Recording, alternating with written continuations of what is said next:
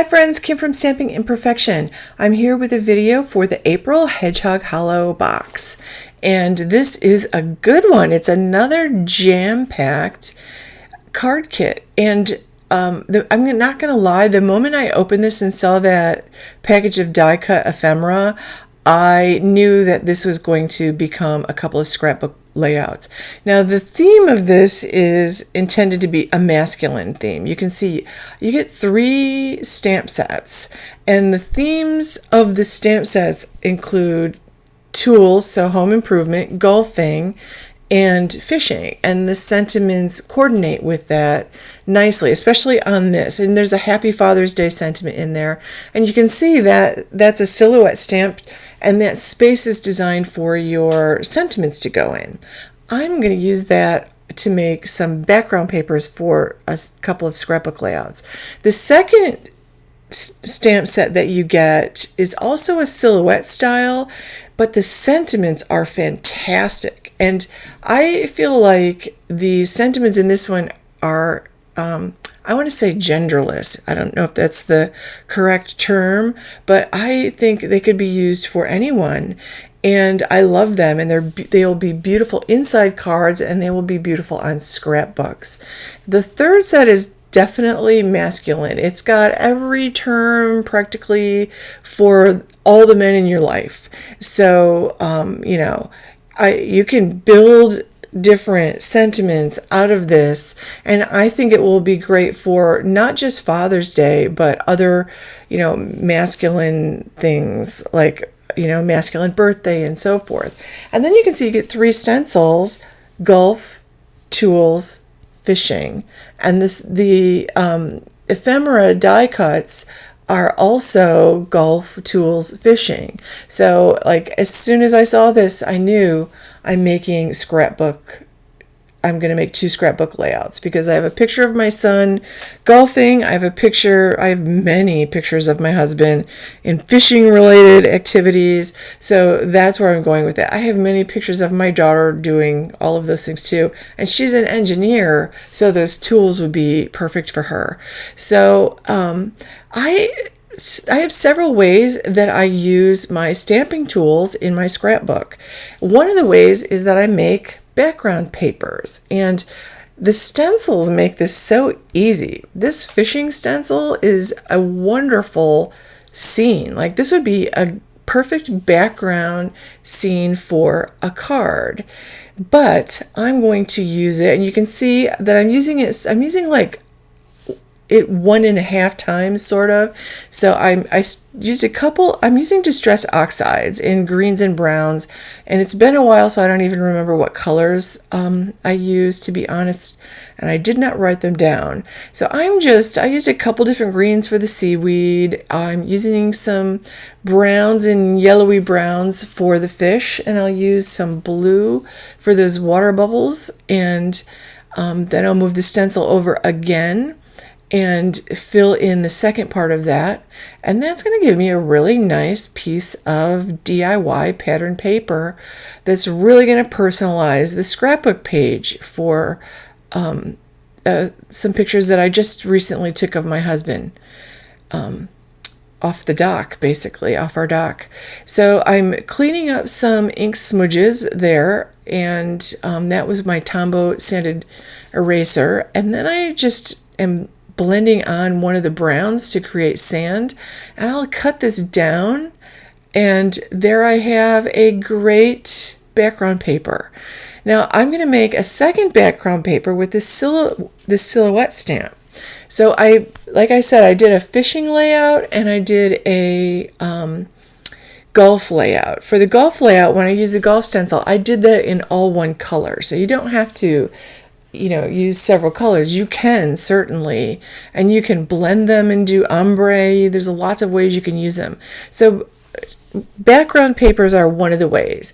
Now I'm going to use my Memory Misty and create a background paper with this silhouette stamp. And I know that there's that gap there. I'm going to ignore the gap. I'll mask off that gap and then get lazy about masking off the gap, but it won't matter. So whenever you make your own background papers, You want to have some of your images go off the, especially with stamps, you want some of your images to go off the side of the paper, so it looks like real background paper. Now, these silhouette stamps need to be conditioned, and Maker Forte actually has a primetime stamp conditioner. You spritz it on, and you're supposed to do it while it's still on the stamp sheet, and you only want to spritz it on the side you put the ink on. Let it sit for 60 seconds and then clean it off. So that's what I did. So the first time I did this, I masked off the bottom. I decided I just want the top of the boat fishing, and I wasn't pressing hard enough because my table is super small and that memory MISTI is very large. And I did not feel like carrying everything out to the kitchen table where I have more space. So I'm not pressing enough on these to get good images the first time. So it's I'm a little tight on space in my craft room here. So I stamped that twice and they're stamped off. I clean the stamp between each inking, and then I can move the stamp without leaving ink. So the second row I'm going to offset. I put the stamp down in the middle of the two stamps there, and I know I have an ink smudge there. Not going to worry about it because my photo's got to go on here, my ephemera's got to go on here. I'm going to make some of my own die cuts because I love this stamp. I think it is a fantastic stamp, and the fact that it's a silhouette shape, all I have to do is fussy cut around it and I've got a die cut. You can do that with the things that use Stencil as well. So you can create your own die cuts in any color you want them to be in. And I'm not worrying about ink smudges. So I go on either side of that centered image and I just put a partial stamping. So again, I have them going off the page and it looks more like paper you would purchase. That when you do that, like, you can fake it really well. I wouldn't say I'm doing that because I have smudges, but I completed it. And you know what, if you want to fix it, I pulled out my black marker, and some of them that I didn't quite get dark enough, I just fixed it with my black marker, and you can't tell. Stuff is going to go over the top of that. I didn't need to do this. You're not even going to see these images. I just wanted to show you that it's easy to actually fix the image if you don't get it dark enough, which I did not.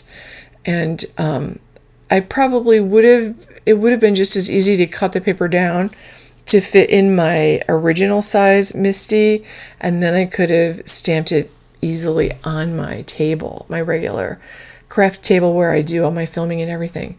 So I just did that. And then I just started layering my papers and deciding where I wanted to cut them down.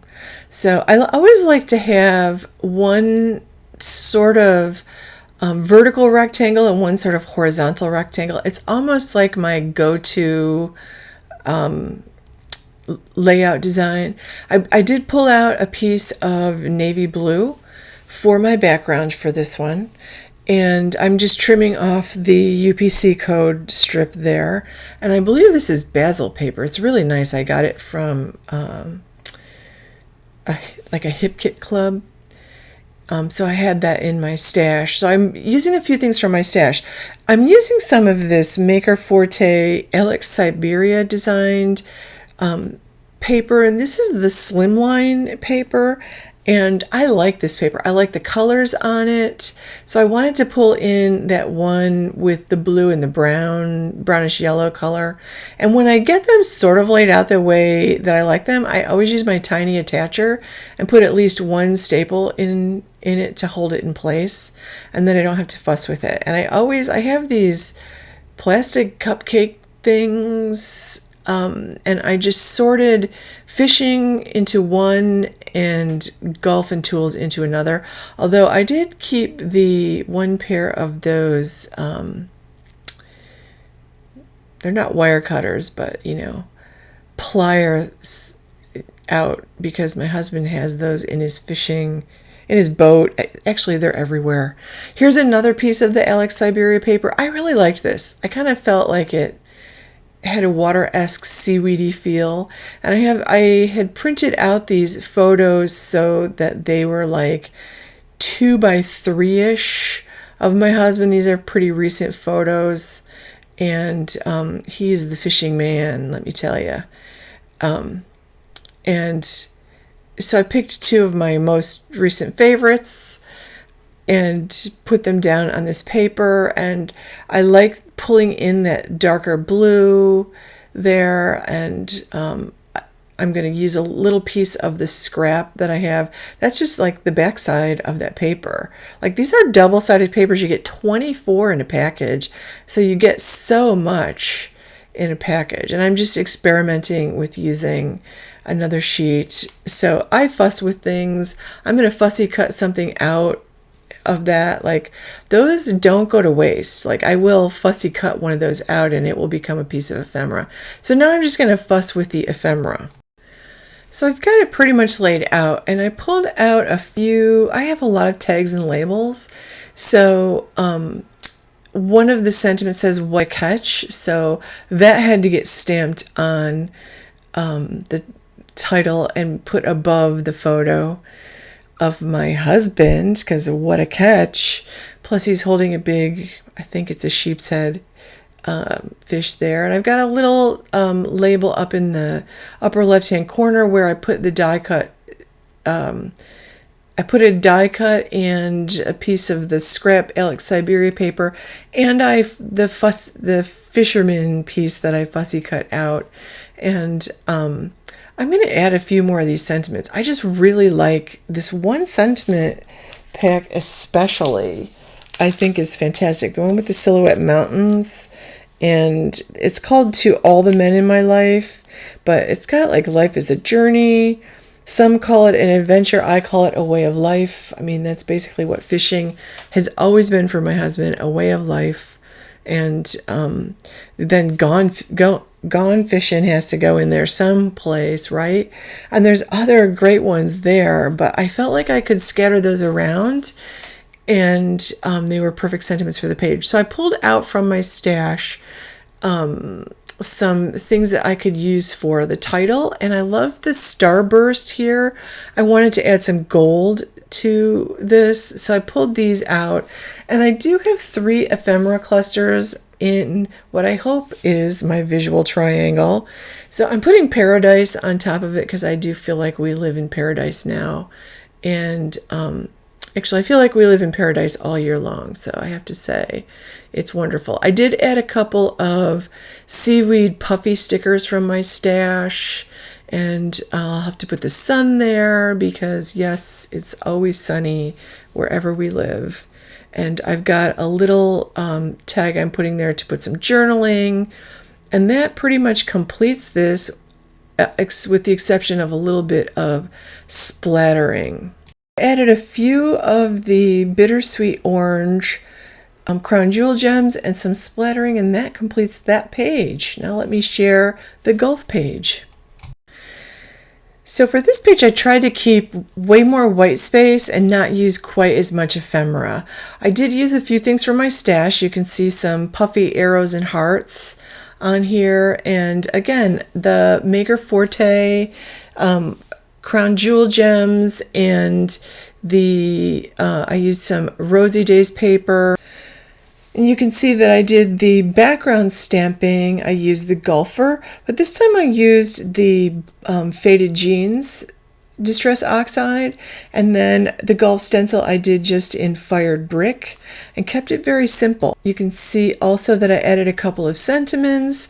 I've got my visual triangle with 3 different ephemera pieces, and added a few things from my stash. So thank you so much for watching. Please give this video a thumbs up, and I would love to have you subscribe to my channel if you have not already subscribed. Thank you for watching, my friends. Have a great day.